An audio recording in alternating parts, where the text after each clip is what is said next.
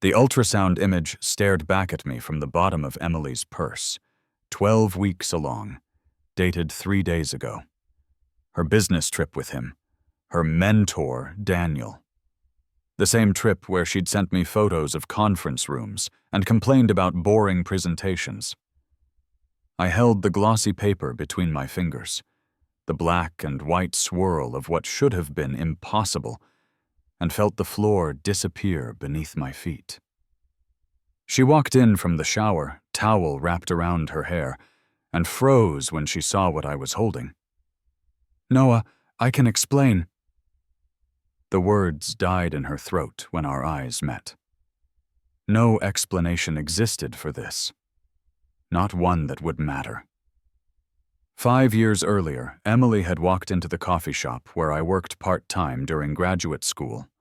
She'd ordered a cappuccino, mispronounced it beautifully, then laughed at herself with such genuine warmth that I'd written my number on her cup before I could think better of it. She called that same evening. Our first date lasted 8 hours. Dinner turned into a walk, turned into sitting on a park bench, until the sunrise painted the sky orange and pink. She talked about her dreams of becoming a financial analyst, how she wanted to build something meaningful, how she believed in loyalty above everything else. "My parents stayed together through everything," she'd told me that morning, her hand finding mine. 40 years. That's what I want. Someone who stays. I believed her. God, how I believed her. We built our life carefully, intentionally. I finished my degree in software engineering while she climbed the corporate ladder at Henderson & Associates. We moved into a small apartment with terrible heating, but a view of the city skyline. On Friday nights, we'd cook together, her humming while I chopped vegetables, dancing in the kitchen to songs only she could hear. She'd rest her head on my shoulder and whisper, "This is all I need. You're all I need." 3 years in, I proposed on the same park bench where we'd watched that first sunrise. She cried, happy tears, she insisted, and said yes before I'd finished asking. We set a date for the following spring. Her mother started planning. My sister offered to arrange the flowers. Everything felt inevitable, like the universe had finally aligned correctly. That's when Daniel transferred to Emily's department. She mentioned him casually at first. "New senior partner, really smart, went to Yale." Then more frequently. Daniel suggested this approach for the merger. Then constantly. "Daniel thinks I should lead the presentation." His name became a fixture at our dinner table, an invisible presence that somehow took up more space than I did. "You'd like him?" she said one evening, her eyes bright with enthusiasm I hadn't seen in months. Not directed at me, anyway. "He's brilliant. He sees potential in me that no one else does." "I see potential in you," I replied quietly. She smiled, but it didn't reach her eyes. "That's different. You're supposed to." The comment landed like a stone in still water, ripples spreading outward into spaces I didn't want to examine. But I said nothing.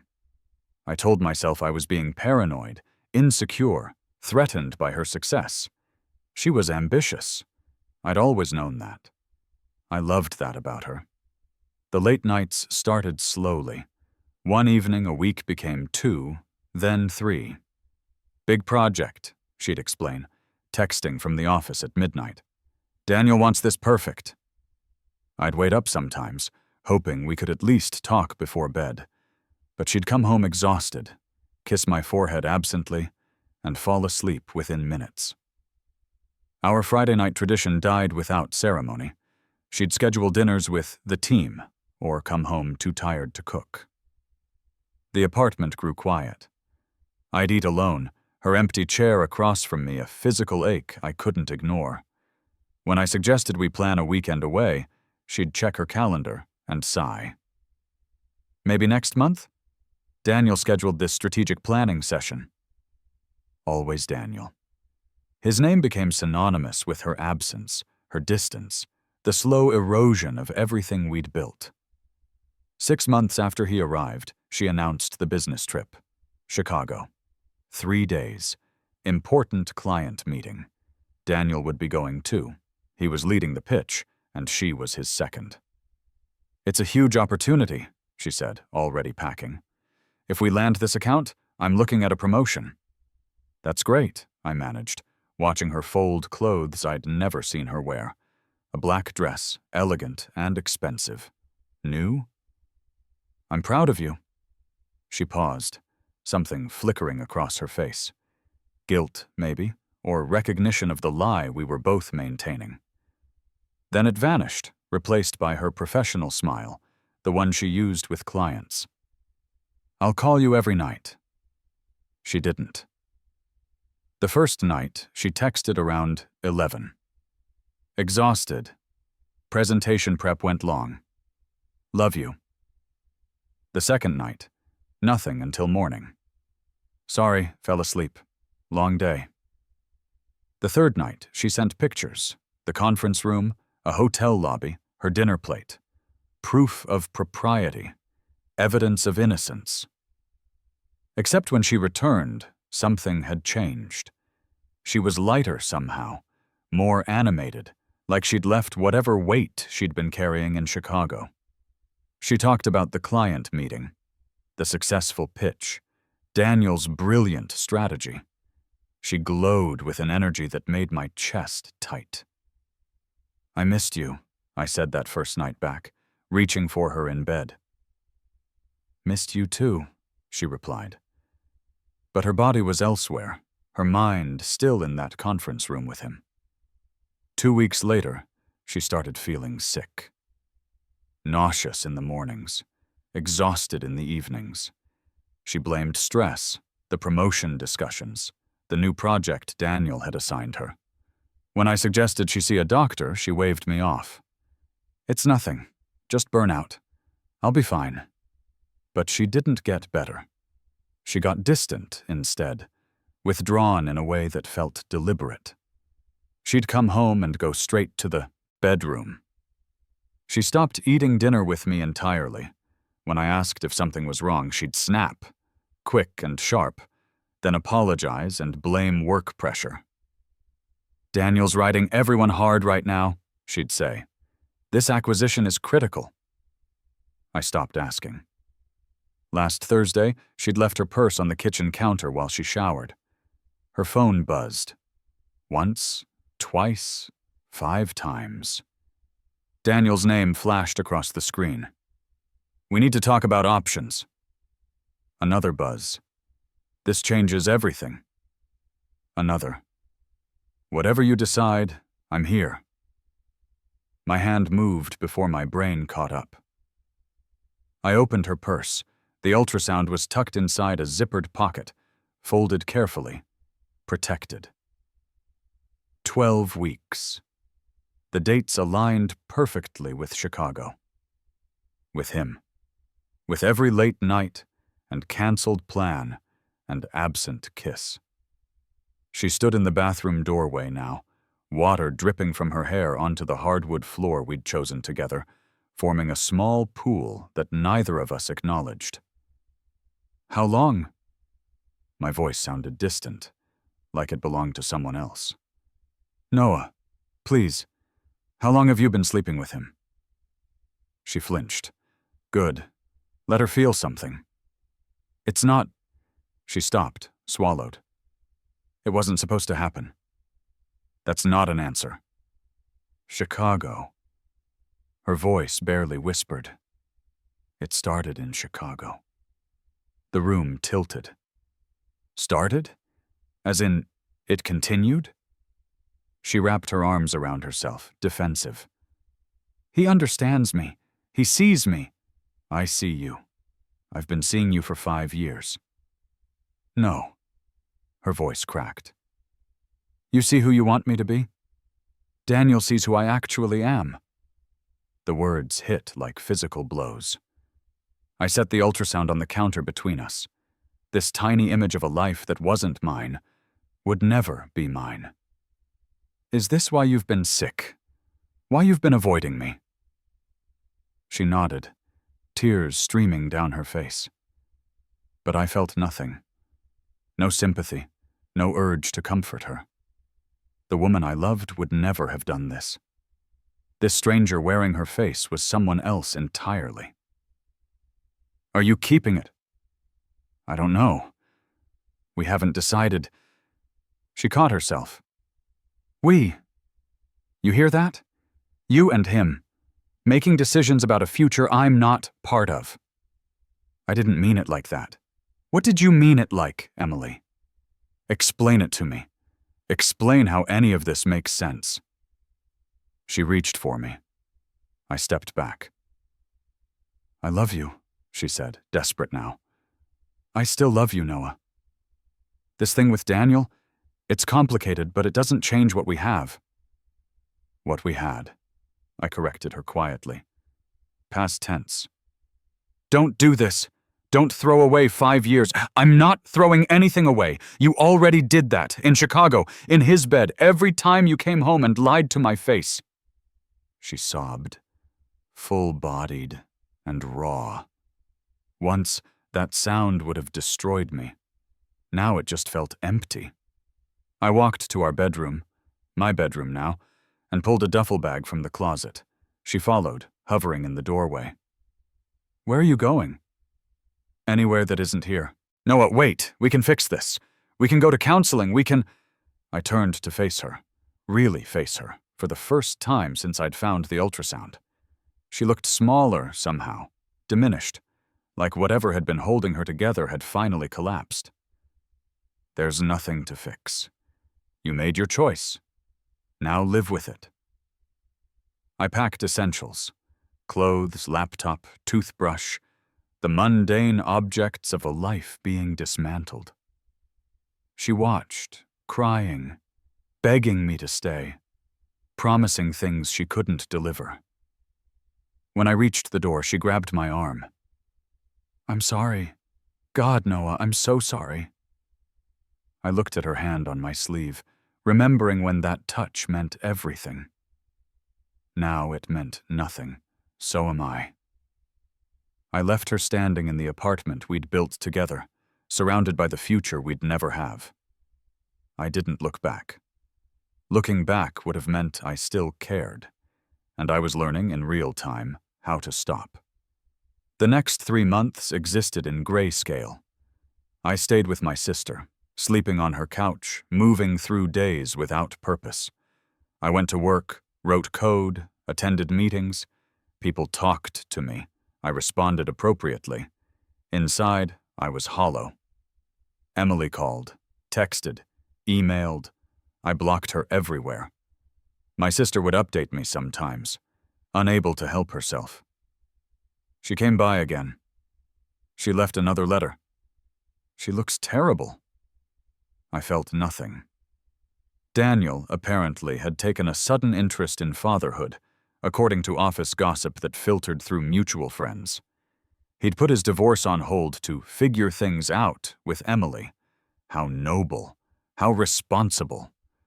They'd been seen having lunch, having arguments, having what looked like a relationship held together by obligation and guilt. Good. Let them drown together. I started rebuilding methodically. New apartment, smaller but mine. New gym routine. New projects at work. I threw myself into the code, into the clean logic of problems with actual solutions. Life began to have shape again, structure. 4 months after I left, I ran into her mother at the grocery store. She looked at me with such profound sadness that I almost felt sorry for her. She had the baby, she said quietly. A girl. Daniel's name is on the birth certificate. That's nice, I replied, and meant it. That child deserved a father, even one like him. She asks about you. Emily, I mean, constantly. Tell her I'm fine. Are you? I considered the question honestly. Getting there. She touched my arm, gentle. You deserved better. I know. 6 months passed. I got promoted. My new project launched successfully. I started dating again. Nothing serious, just reminders that life continued, that connection was still possible. I laughed at a woman's joke over coffee and realized, startled, that I'd forgotten I could feel light. Then, inevitably, I saw them. Restaurant downtown. Business district.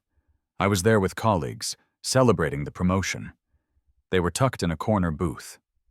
Emily, Daniel, and a stroller beside their table. She looked exhausted, hair pulled back carelessly, dark circles under her eyes. He looked annoyed, checking his phone while she tried to soothe a crying baby. Our eyes met across the restaurant. Hers widened. She half stood, uncertain, hope flickering across her face like a dying bulb. I nodded once, acknowledgement, nothing more, and turned back to my table, to my colleagues, to my new life. When I glanced back minutes later, she was crying silently while Daniel continued scrolling through his phone, oblivious. The baby's cries echoed through the restaurant, desperate and unending. 2 months later, my sister forwarded me an article. "Thought you should know," her message read. I almost deleted it without reading. Almost. Henderson and Associates had made headlines. Embezzlement. Internal investigation. Daniel was named directly. Falsified expense reports, misappropriated client funds, evidence of fraud spanning 18 months. His accounts were frozen, his reputation destroyed, his career over. Emily wasn't mentioned, but the timing was interesting. She'd vouched for him repeatedly, according to the article. Trusted him, believed in him, tied her own career to his success. I wondered if she still thought he saw her. 6 months after that, Emily's mother called, a number I hadn't blocked because she'd never abused the privilege. I answered against my better judgment. "I know you don't want to hear this," she began, "but Emily's asking for you." "No." "She's in a bad place, Noah. Daniel left, moved across the country, hasn't sent child support. She lost her job, guilt by association.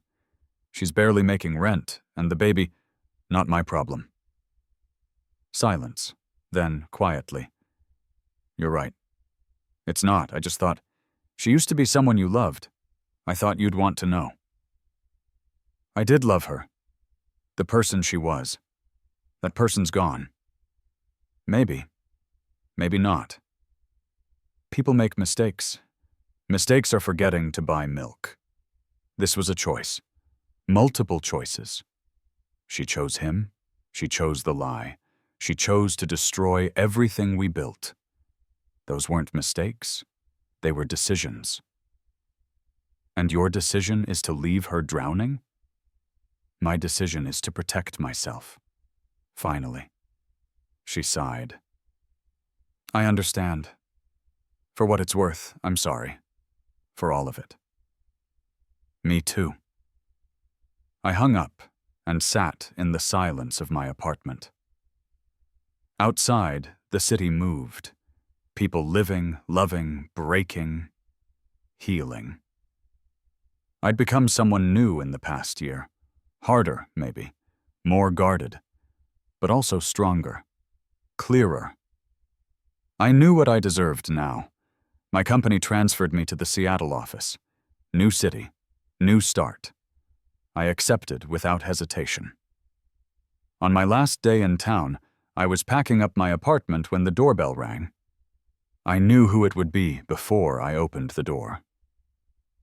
Emily stood there, thinner than I remembered, aged beyond the months that had passed. She held her daughter, the baby that should have been ours but never could be, against her shoulder.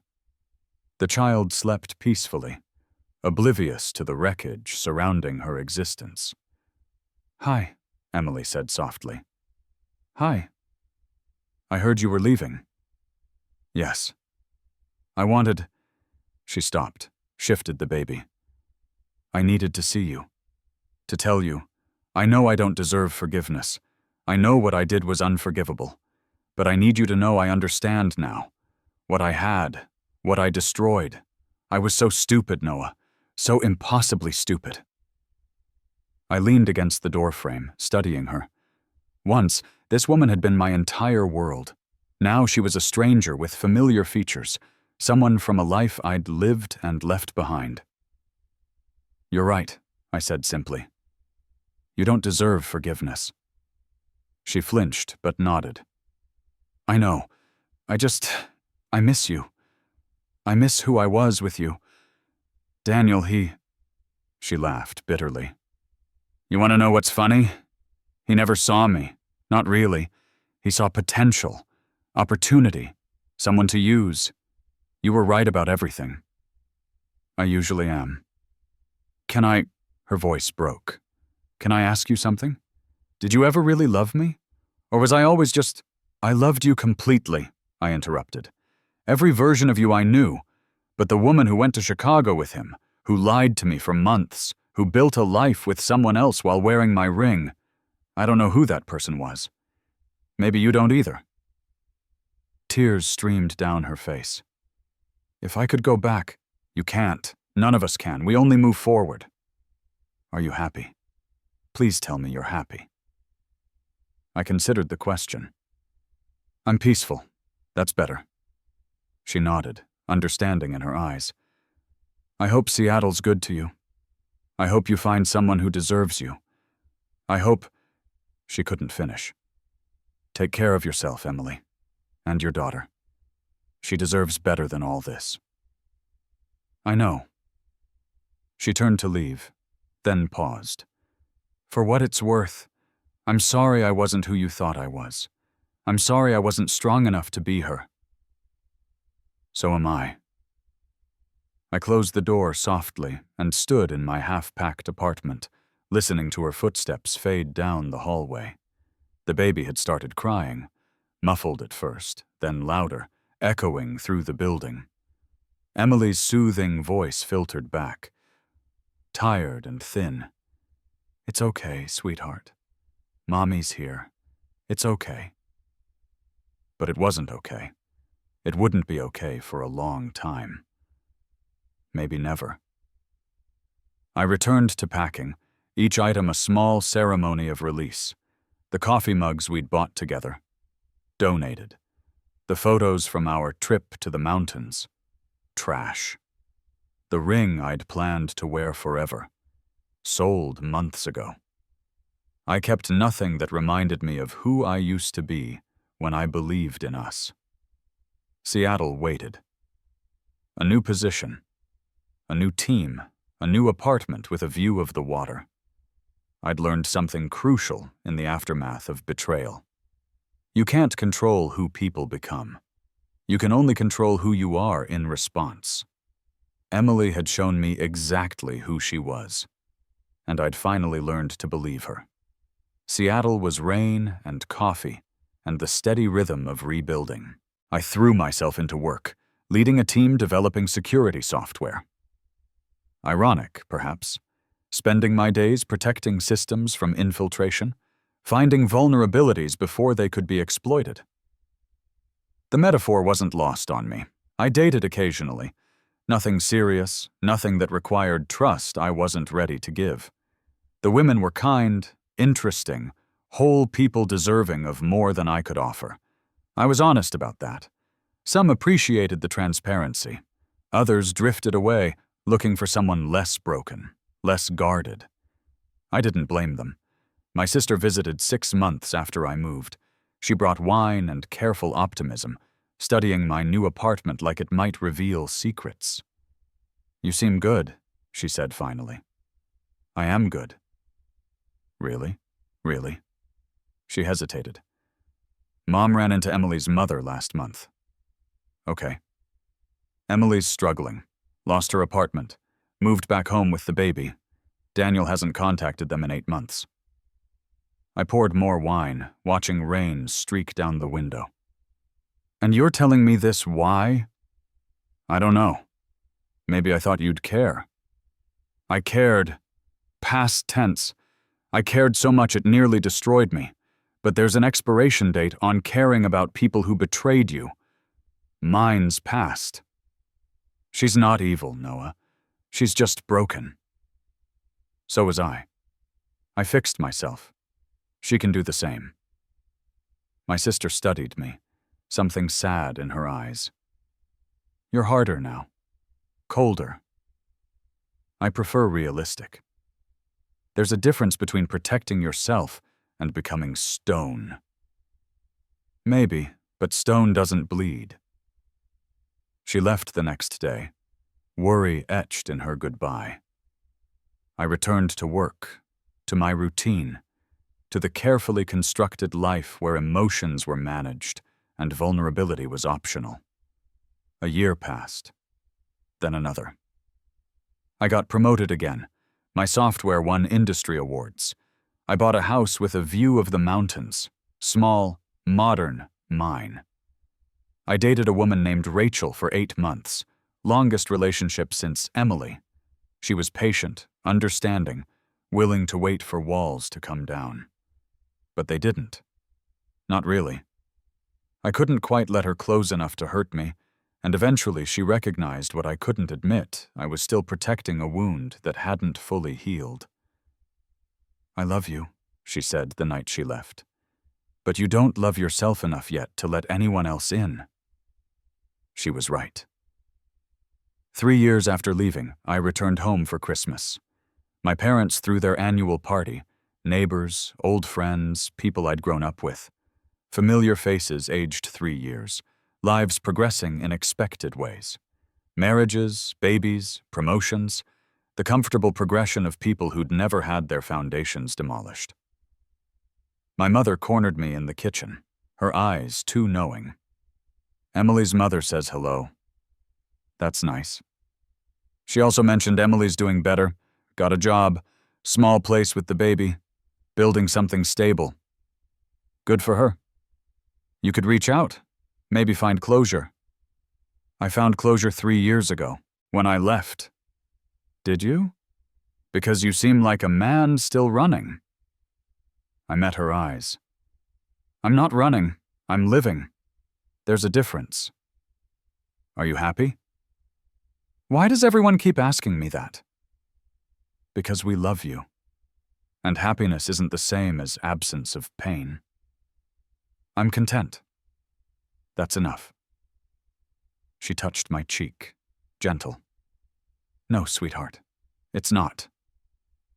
The party continued around us. Laughter, music, the clinking of glasses. I stood in my childhood home, surrounded by celebration, feeling utterly alone. Not lonely, just alone. There was a difference. I left early, driving through neighborhoods unchanged by time.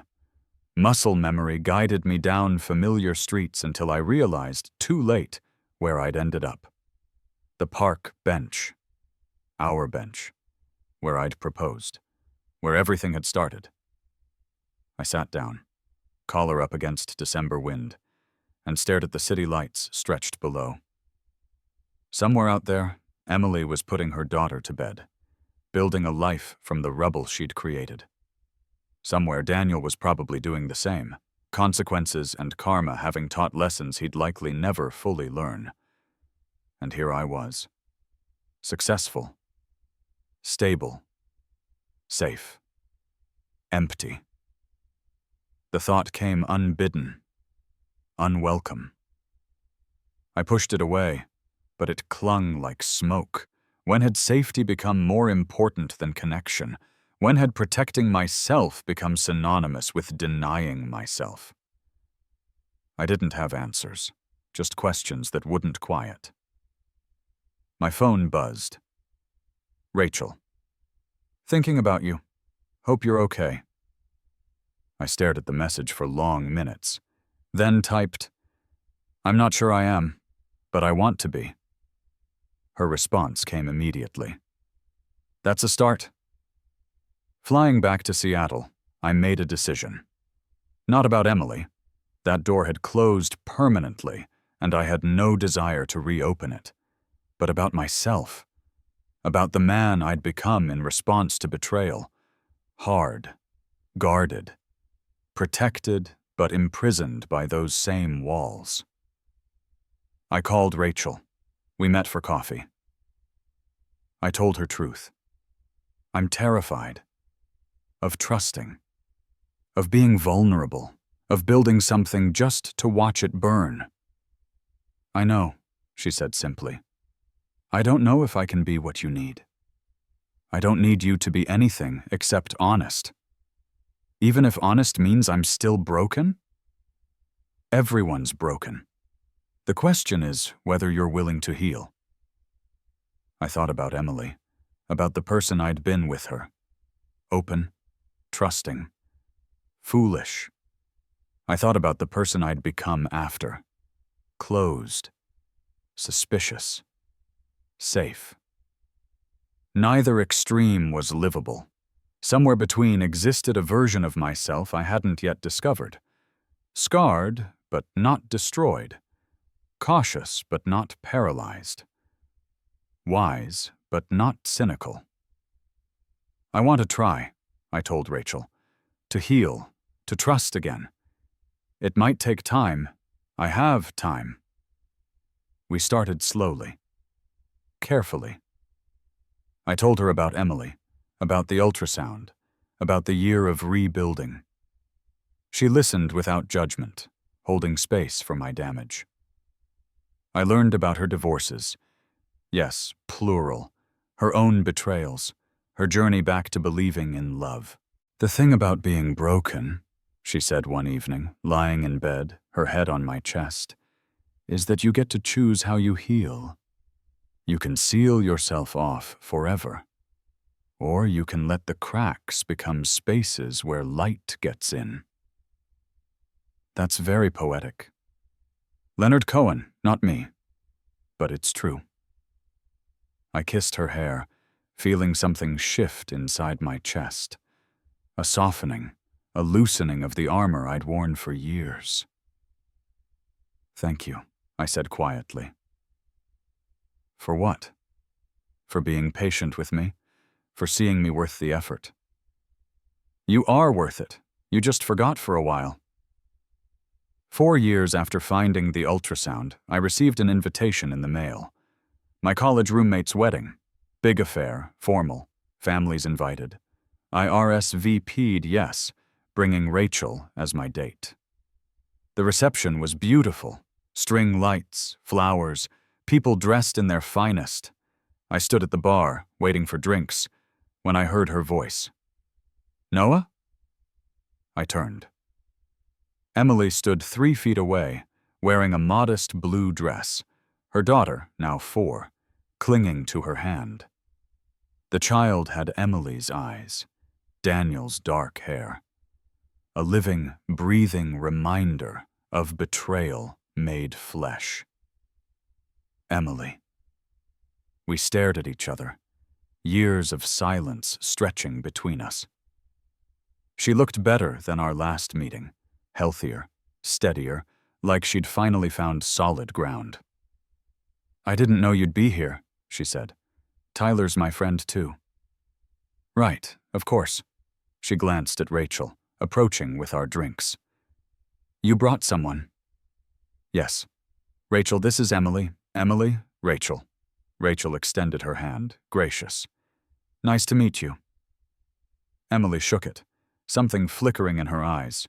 Not jealousy exactly, more like recognition of what she'd lost. You look happy, Emily said to me. I am. Good. That's really good. She paused, then knelt to her daughter's level. Sweetheart, say hello to Mr. Noah. The child hid her face in Emily's dress, shy.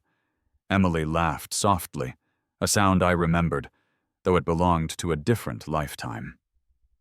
She's beautiful, Rachel said genuinely. Thank you. She's my everything. Emily stood, meeting my eyes. I won't keep you. I just wanted to say, I'm glad you're happy. You deserve it. You always did. I nodded, accepting the words without bitterness. You too, Emily. I hope you're finding peace. Getting there, it's a process. It is. We stood in awkward silence for a moment.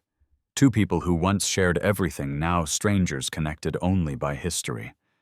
Then Emily squeezed her daughter's hand. Come on, sweetheart. Let's go find Grandma.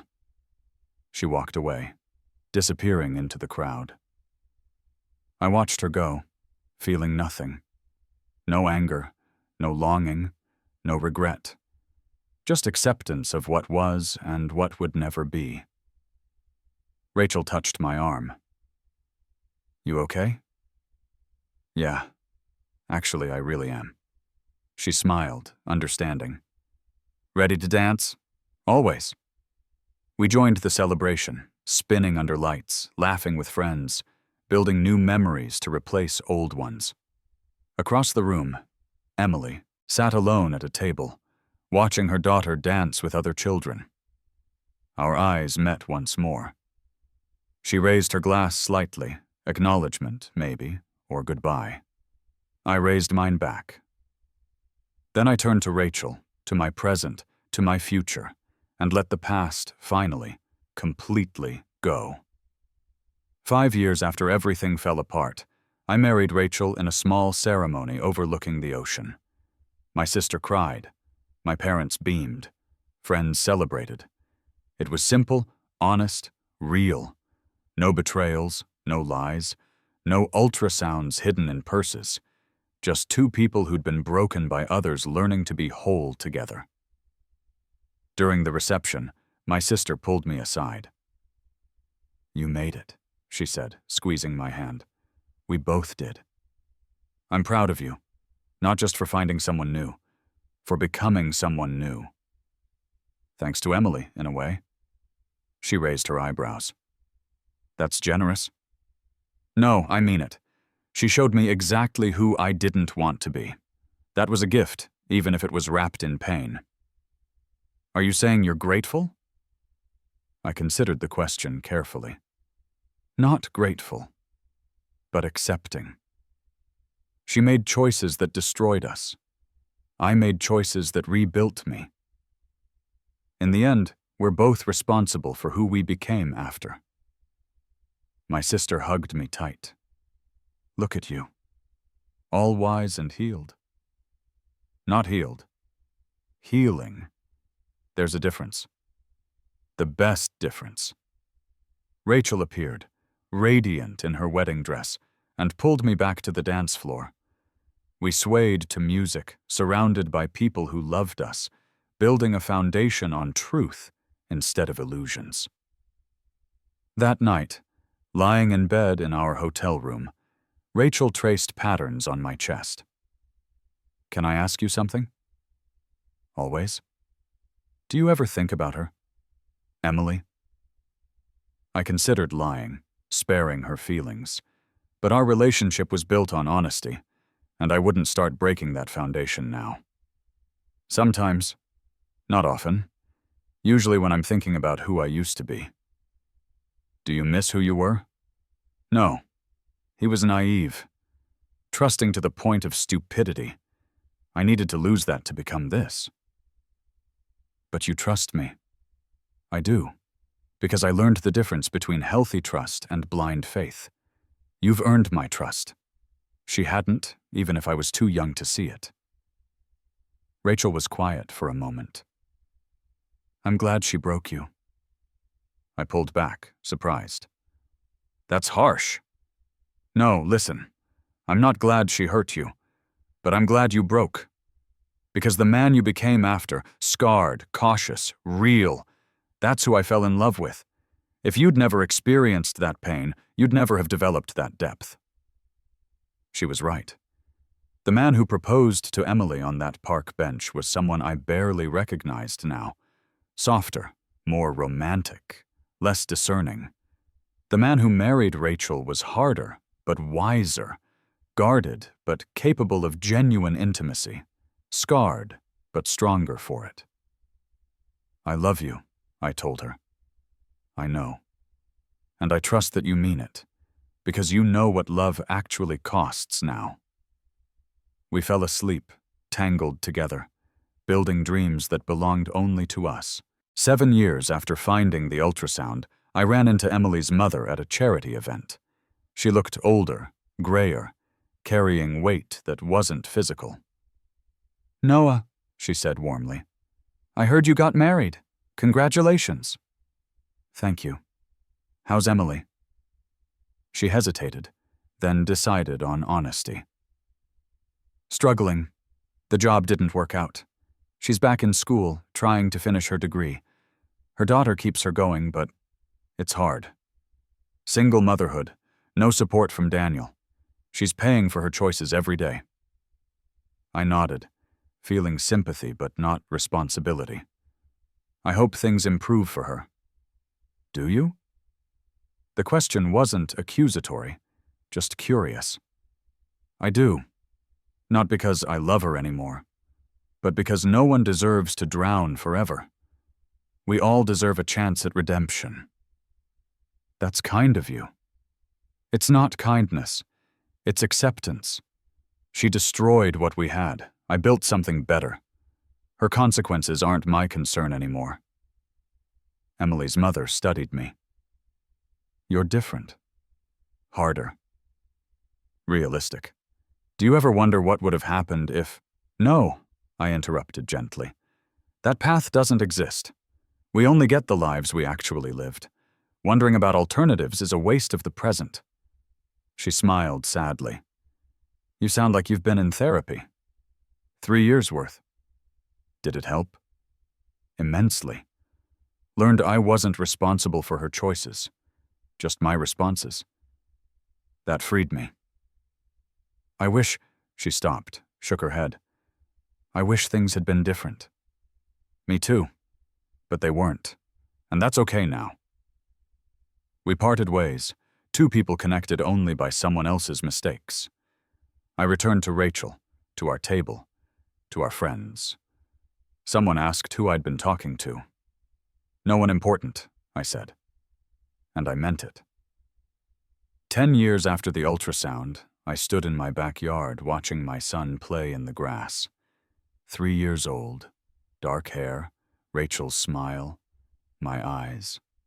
Perfect. Ours. Rachel sat beside me, pregnant with our second. We'd built a life deliberately, carefully.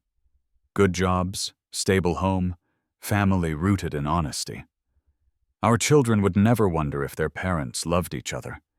They'd see it every day. "What are you thinking about?" Rachel asked, resting her head on my shoulder. "How lucky I am." "Liar. You've got that distant look. The one that means you're time traveling." I laughed. She knew me too well. "Fine. I was thinking about Emily. How different my life would be if she'd been loyal. Yeah. Would you want that life?" I looked at our son, chasing butterflies through flowers we'd planted together. At Rachel, glowing with pregnancy, partner in every sense. At the home we'd built, free from lies. No, not even a little bit. Why? Because that life would have been built on ignorance. I'd have never known what I was capable of surviving. I'd have stayed that naive kid who thought love was enough. Now I know better. Love needs trust, respect, honesty. Without those, it's just a pretty lie. Rachel kissed. My temple. "Look at you, all grown up." "Took long enough." Our son ran over, demanding we watch him do a cartwheel, something he couldn't actually do yet but attempted with adorable confidence. We applauded his efforts. He beamed, secure in our attention, our love. This was the life Emily's betrayal had given me. Not despite the pain, but through it. I'd been destroyed, yes, but from those ruins, I'd built something better, something real. 12 years after everything ended, I received a letter. Real paper, handwritten, postmarked from across the country. Emily's handwriting, still recognizable after more than a decade. I almost threw it away unopened. Almost. Instead, I took it to my office, closed the door, and read, Noah, I don't expect a response. I don't even know if you'll read this, but I needed to write it anyway. My daughter starts middle school next year. She's smart, funny, resilient, everything I wasn't at her age. She asks about her father sometimes. Not Daniel, he's been gone so long she barely remembers him. But you. She's seen old photos at my mother's house, heard stories. She asks why you left. I tell her the truth. I made terrible choices that hurt someone who loved me, that actions have consequences, that sometimes we don't get second chances. She asked if I regret it. I told her every single day, I'm not writing for forgiveness. I know I don't deserve it. But I needed you to know. You were right. About everything. Daniel never saw me. He saw opportunity. And I was so desperate to feel special, to feel seen in a different way, that I destroyed the one person who actually loved me. I've spent 12 years living with that, building a life from the consequences of my selfishness. Some days are better than others, but I'll never stop regretting what I lost, who I lost. I hope you're happy. I hope you found someone who deserves you. I hope you built the life we should have had. I hope you forgot about me entirely. Take care, Noah, and thank you for loving me when I didn't deserve it, and for leaving when you finally recognized that. Emily. I read it twice, then folded it carefully and put it in my desk drawer. Not to save it, just to process it properly before discarding it. Rachel found me 20 minutes later, still sitting in the quiet. Everything okay? Emily wrote. Her expression shifted, not jealous, just cautious. What did she say? That she regrets everything, that she realizes now what she lost, that she hopes I'm happy. Are you? Happy? I pulled her onto my lap, resting my hand on her pregnant belly. Deliriously. Even with all the baggage? The baggage made me who I am. Without it, I'd never have learned to value what actually matters. Which is? This. You. Our kids. Building something real instead of something comfortable. She kissed me softly. Are you going to respond? No. Why not? Because there's nothing left to say. She made her choices. I made mine. We're both living with the consequences. Some stories don't need epilogues. Rachel studied my face. You really have let go. Finally, she smiled. I'm proud of you. Thanks for waiting while I figured it out. Always worth it? That evening, I threw the letter away. No ceremony, no drama, just releasing the last thread of connection to a life I'd outgrown. Emily would carry her regret forever. That was her consequence, her burden. Mine was learning to live fully despite what she'd done. And I had. Not immediately, not easily, but completely. She wore my love like a promise once, then discarded it for something shinier that tarnished the moment she touched it. Now that promise lives elsewhere, with someone who understands its value, who honors its weight, who would never mistake real gold for fool's gold. Emily lost the only man who saw her completely and loved her anyway. I lost my naivety and found my strength. In the end, we both got exactly what we'd earned.